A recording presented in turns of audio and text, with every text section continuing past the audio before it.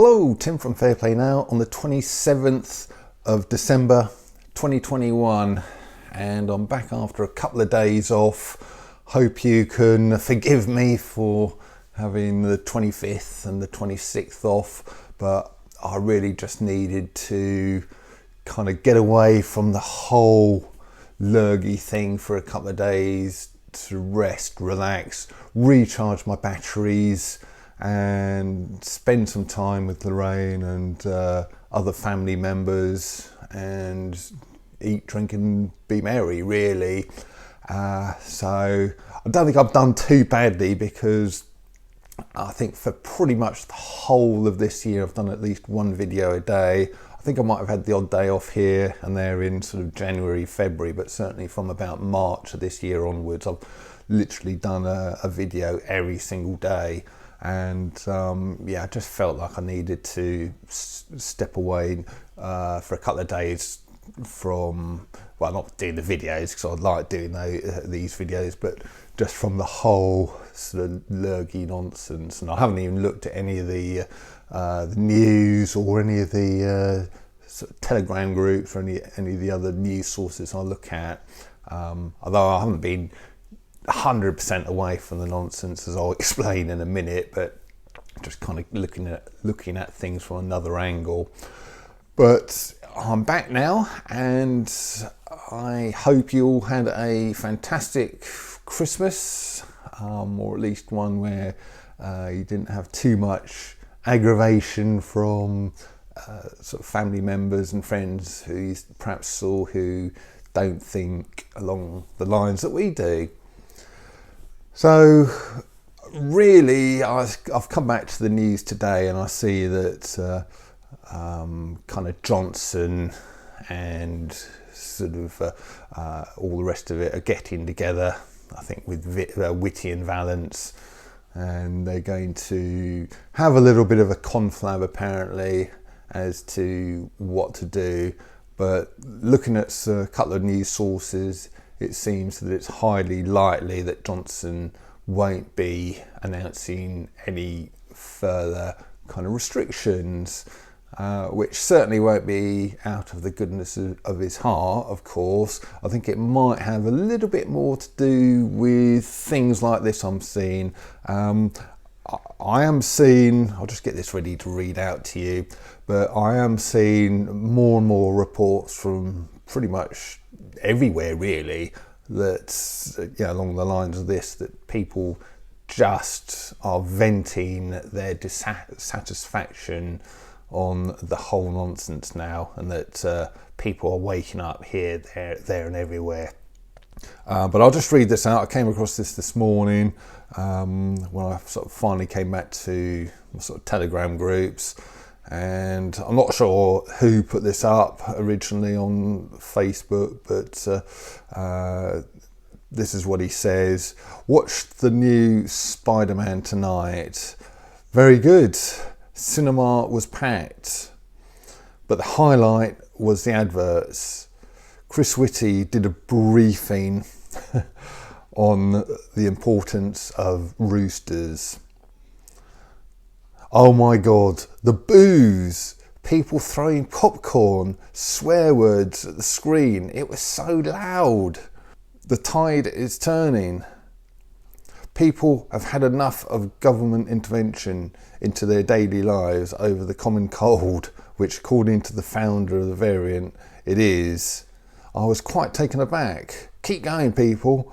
It was heartwarming and a completely different picture to the mainstream news.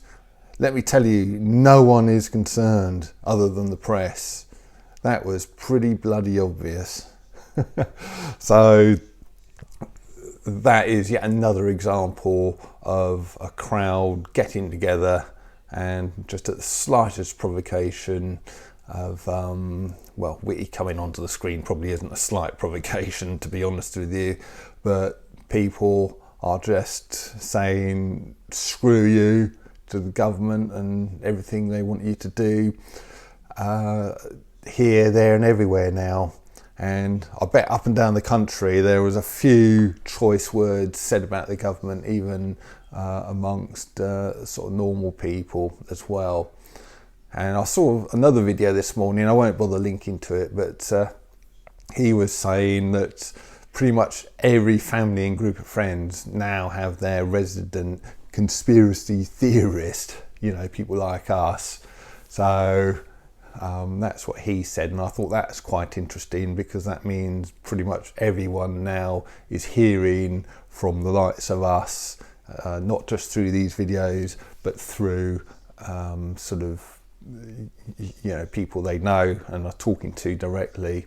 And this guy that I saw was also saying that's probably why they were so desperate to shut Christmas down as much as they could. Not that they got away with it, of course, but the reason why they wanted to do that was probably because they didn't want people getting together and talking. Well, they failed on that, and they're going to fail to do it over the new year as well, because I've seen the latest news is that because apparently those three are getting together, like I say, and apparently the kind of talk is that Johnson isn't expected to announce any further restrictions or lockdowns or anything like that. And this is why, you know, it's people waking up and people sort of not having it.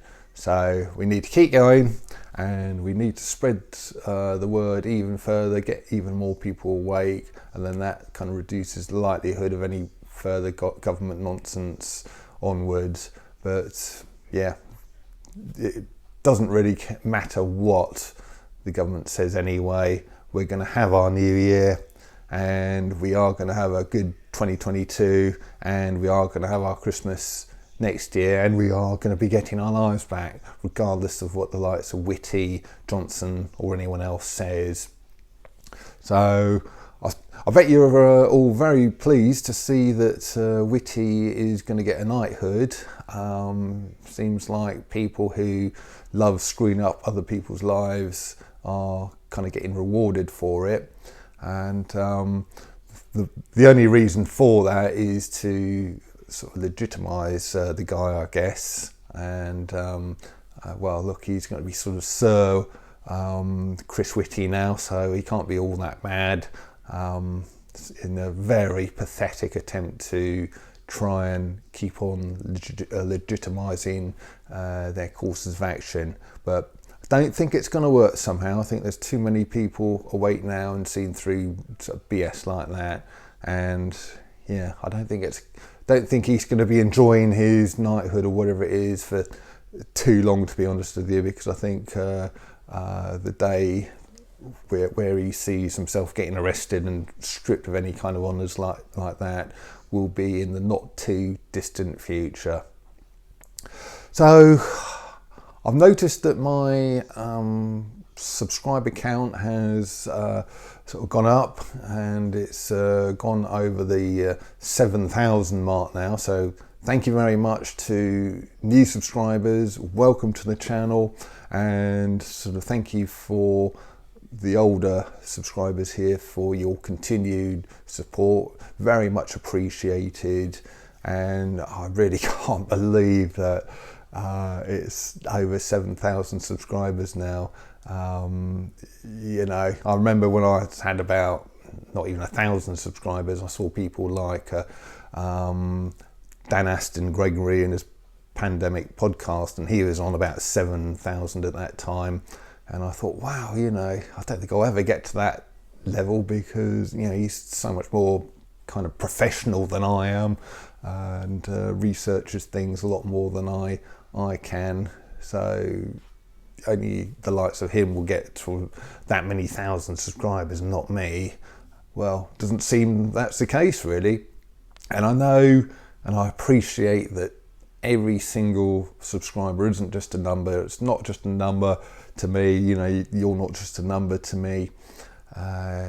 Every single subscriber, there's a human being there who's made a conscious decision to kind of want to watch more of my videos, basically.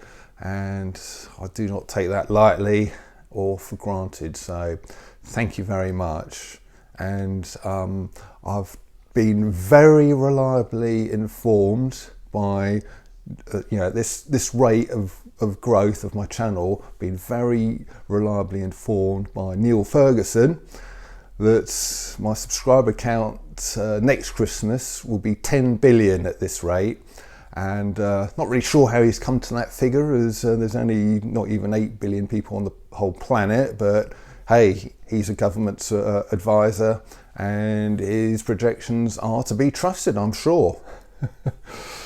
So I'll finish this video with a recommendation, and for once it's not a video recommendation, it's actually a book. And I know a lot of subscribers here know a guy called Mark Devlin and follow him. If you don't know him, he's on YouTube and he comes out with videos every now and then. And just go into the YouTube search and type in Mark Devlin, Devlin, and you'll come across him. But one thing he does is he produces these great big huge books like that, sort of 400-page tome called Musical Truth, and this is his latest one, hot off the press, Musical Truth Volume 3.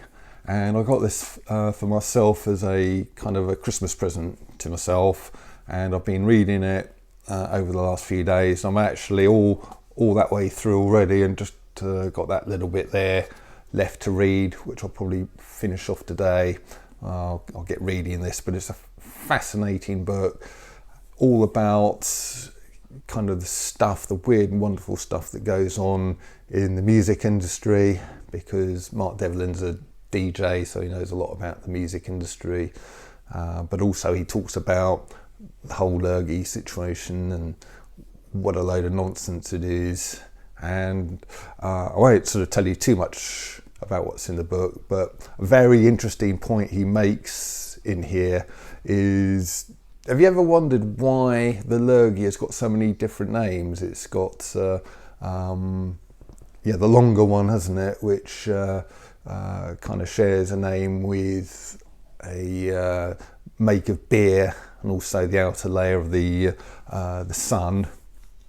And then it's got another sort of thing that rhymes with Miley Cyrus on the end of it. So you got that version, and then you got the other version with the number 19 on the end of it, and then you've got the more technical sounding one with the number 2 in it.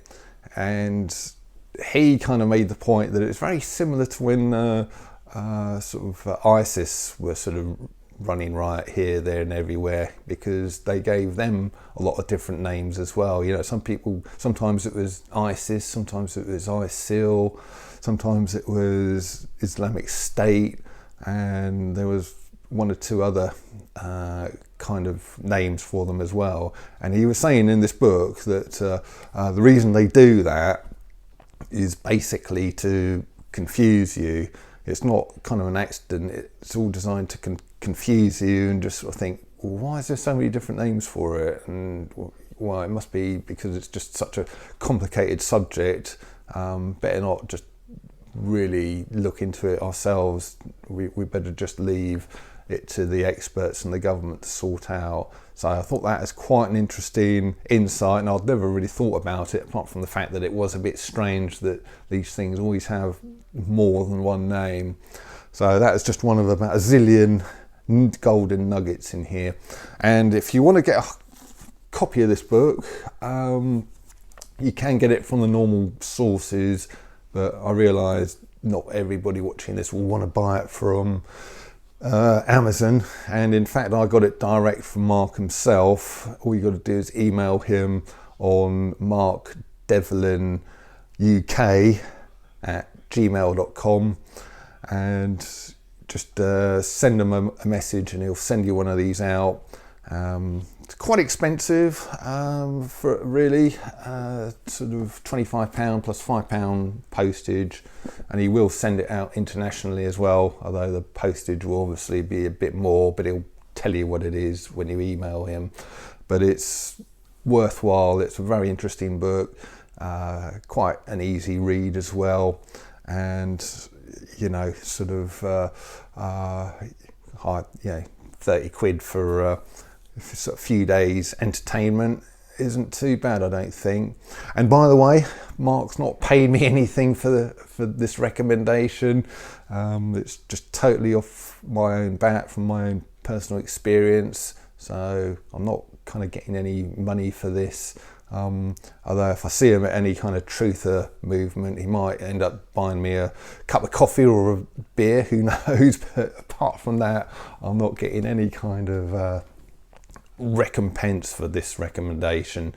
So if you're interested, I'll leave a link to his email address in the description box below, and I'll leave it there for now. Tim from Fair Play Now, thanks for watching.